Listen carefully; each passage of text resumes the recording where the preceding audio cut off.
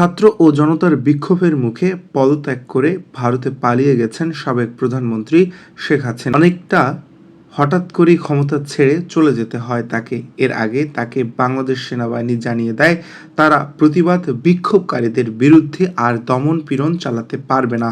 এতেই তার ভাগ্য নির্ধারণ হয়ে যায়। বাংলাদেশ ছাড়ার আগের রাতে সেনাপ্রধান তার জেনারেলদের নিয়ে একটি মিটিং করেন।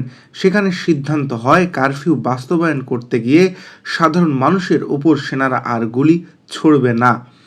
ওই মিটিংয়ের বিষয়ে জানেন এমন দুজন সেনা কর্মকর্তা এ তথ্য জানিয়েছে বার্তা সংস্থা রয়টার্সকে।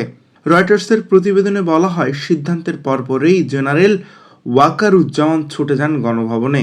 তিনি শেখ হাসিনাকে এ বার্তা দেন যে তিনি যে লকডাউনের আহ্বান করেছেন কিংবা বাস্তবায়নের অক্ষমতা প্রকাশ করেছেন তার সেনারা।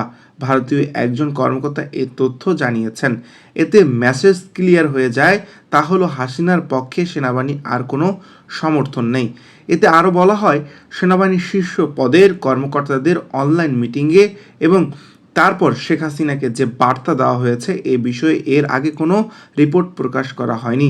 শেখ হাসিনা 15 বছর শাসন করেছেন, তাও উঠে এসেছে। বিন্দুমাত্র ভিন্ন মত পোষণ করে এমন ব্যক্তির বিরুদ্ধে ব্যবস্থা নিয়েছেন তিনি। এসবের বাইরে বিশৃঙ্খল পরিস্থিতি সৃষ্টি হয় আর আকস্মিকভাবে সোমবার তা ইতি ঘটে। এর আগে দেশ জুড়ে কারফিউ হয়, তাতে কমপক্ষে 91 জন মানুষ নিহত ও কয়েকশো মানুষ আহত হয়।